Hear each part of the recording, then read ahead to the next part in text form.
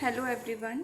हम अपने टॉपिक को कंटिन्यू कर रहे हैं। हम लोग स्टार्ट किया था एनिमल क्लासिफिकेशन, जिसमें हमने सीलोम तक पढ़ लिया था। आगे हम बात करेंगे सेगमेंटेशन की। सेगमेंटेशन यानी कि हिंदी में हम बोल सकते हैं खंडों में बटा होना। कुछ एनिमल्स की बॉडी एक्सटर्नली और इंटरनली सेगमेंट्स में डिवाइड होती है with a serial repetition of at least some organ.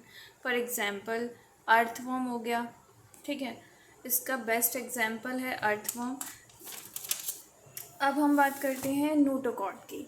Notochord बहुत इम्पॉर्टेंट पॉइंट है। एनिमल्स जिनके अंदर नोटोकॉर्ड होती है उनको हम बोलते हैं कॉर्डेट, और जिनके अंदर ऐसा कोई स्ट्रक्चर नहीं होता उनको हम बोलते हैं नॉन कॉर्डेट्स।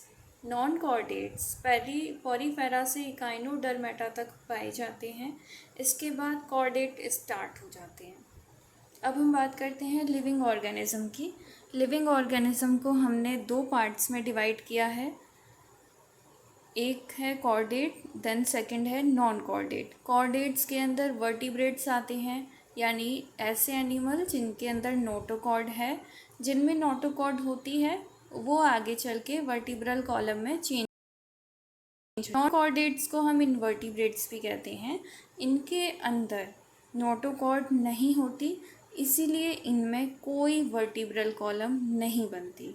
अब हम बात करेंगे पॉरीफेरा, यानी कि अब हम एनिमल क्लासिफिकेशन का हमने बेसिक जो भी था वो सब पढ़ लिया कि ये इनमें लेवल ऑफ ऑर्गेनाइजेशन है, इनमें कितने टाइप के सर्कुलेटरी सिस्टम होते हैं, सेगमेंटेशन होता है, सीलम होता है, बॉडी सिमेट्री होती है। अब हम बात करते हैं फाइलम की। यहाँ पे सबसे फर्स्ट फाइलम है फाइलम पॉरीफेरा। ये इस फाइलम के मेंबर्स को हम कॉमनली स्पॉन्ज कहते हैं। जनरली मराइन होते हैं और ज़्यादातर एसिमेट्रिकल एनिमल्स होते हैं। ये सबसे ज़्यादा प्रिमिटिव एनिमल्स हैं, मल्टी सेलुलर हैं और इनमें सेलुलर लेवल ऑफ ऑर्गेनाइजेशन होता है। ये प्लांट्स की तरह दिखते हैं और नॉन मूविंग होते हैं, यानी कि चल नहीं सकते। अभी तक हमने पढ़ा था कि एनिमल्स, हमने अपने चारों तरफ एनिमल्स को मूव करते हुए देखा है, लेकिन ये फर्स्ट ऐसे एनिमल्स हैं जो कि पानी में पाए जाते हैं और मूव नहीं कर सकते। ये एक इम्पॉर्टेंट पॉइंट है जो आपको याद रखना है। देन हम बात करते हैं आगे।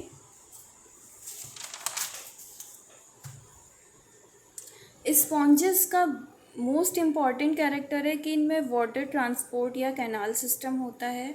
इनके बॉडी में छोटे छोटे पोर्स होते हैं जिनको हम ऑस्टिया कहते हैं। इन ऑस्टिया से वाटर अंदर जाता है। इनकी बॉडी में सेंटर में सेंट्रल कैविटी होती है जिसको हम स्पॉन्जोसील कहते हैं। यहाँ पे आने के बाद वाटर इनकी बॉडी में सबसे ऊपर एक बड़ा छेद होता है, पोर होता है, जिसे हम बोलते हैं ऑस्कुलम। इससे वाटर बाहर निकलता है। यानी मैं इस पॉइंट को फिर से रिपीट कर रही हूँ कि स्पॉन्जेस के अंदर वाटर ट्रांसपोर्ट या कैनाल सिस्टम होता है। इसकी होल बॉडी पर छोटे छोटे पोर्स होते हैं जिनको ऑस्टिया कहते हैं। इनके थ्रू वाटर अंदर जाएगा। इनकी बॉडी में सेंट्रल कैविटी होती है जिसको स्पॉन्जोसील कहते हैं।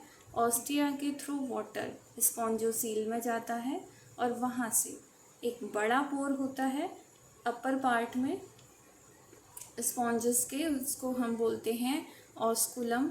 वहाँ से वाटर बाहर निकलता है। This pathway of water transport is helpful in food gathering, respiratory exchange and removal of waste. इनमें ये वाला जो सिस्टम है इससे वाटर का ट्रांसपोर्ट आसानी से हो जाता है। ये फूड को कैप्चर कर पाते हैं, रेस्पिरेटरी एक्सचेंज हो पाता है और वेस्ट का रिमूवल होता है। इसलिए इनके अंदर कैनाल सिस्टम मोस्ट इम्पॉर्टेंट हो जाता है। सेक्स इनमें सेपरेट नहीं थे, यानी कि एग्स और स्पर्म सेम इंडिविजुअल में बनेंगे, लेकिन स्पॉन्ज रिप्रोड्यूस करते हैं एसेक्सुअली बाय फ्रेगमेंटेशन और sexually bye formation of gametes. देखिए, एसेक्सुअली फ्रेगमेंटेशन से कैसे? फ्रेगमेंटेशन का मतलब क्या है? कोई स्पॉन्ज है पुराना हो गया, ब्रेक हो गया, ब्रेक हो गया। ब्रेक होने के बाद वो जहाँ पर भी गिरेगा उससे न्यू स्पॉन्ज बनेगा, तो इसको हम क्या बोलेंगे? फ्रेगमेंटेशन से एसेक्सुअल रिप्रोडक्शन हुआ। अब गैमीट का फॉर्मेशन होता है सेक्सुअली, यानी मैंने अभी आपको बताया कि स्पॉन्जेस कैसे होते हैं, हर्माफ्रोडाइट, यानी एक ही बॉडी में मेल एंड फीमेल दोनों गैमीट्स बन रहे हैं, लेकिन ये अपने ही स्पर्म से अपने ही वो एग को फर्टिलाइज नहीं करता, ये अपने स्पर्म से दूसरे स्पॉन्ज के एग को फर्टिलाइज करेगा। ये हम आगे डिटेल में पढ़ेंगे। फर्टिलाइजेशन इसमें इंटरनल होता है, डेवलपमेंट इनडायरेक्ट होता है, और इसमें लार्वल स्टेज होती है जो एडल्ट स्पॉन्ज से मॉर्फोलॉजिकली डिस्टिंक्ट होती है। एडल्ट यानी कि जो स्पॉन्ज हम देखते हैं वो उसकी एडल्ट स्टेज है, उससे इसकी जो लार्वल स्टेज है बहुत ही ज़्यादा डिफरेंट होती है। फॉर एग्जांपल है इसका साइकन, जिसको हम स्काइफा कहते हैं, स्पॉन्जिला, ये फ्रेश वाटर स्पॉन्ज है, फ्रेश वाटर में मिलेगा। यू स्पॉन्जिया, ये बाथ स्पॉन्ज है। आजकल हम लोग आर्टिफिशियल स्पॉन्ज का यूज़ करते हैं। आपने देखा होगा आपके घरों में कि स्पॉन्ज को वाटर में जब हम डालते हैं तो वो पानी को एब्जॉर्ब करता है, और जब हम इसको प्रेस करते हैं तो वो पानी को रिलीज़ कर देता है। ऐसा ही इस स्पॉन्ज का काम है। इसमें ऑस्टिया के थ्रू वाटर अंदर जाएगा स्पॉन्जोसील में, और ऑस्कुलम से वाटर बाहर निकल जाएगा। इससे बहुत सारी इसकी प्रोसेस होती है, ये हम आगे डिटेल में पढ़ेंगे। इसकी एनाटमी, इसकी मोर्फोलॉजी, कितने टाइप की सेल्स होती हैं, उन सेल्स के नाम क्या क्या हैं, ये सब हम डिटेल में पढ़ेंगे। तब तक आप ये वाला वीडियो देखिए, और कुछ आपको डाउट होती है तो आप बताइए कमेंट सेक्शन में। Thank you so much.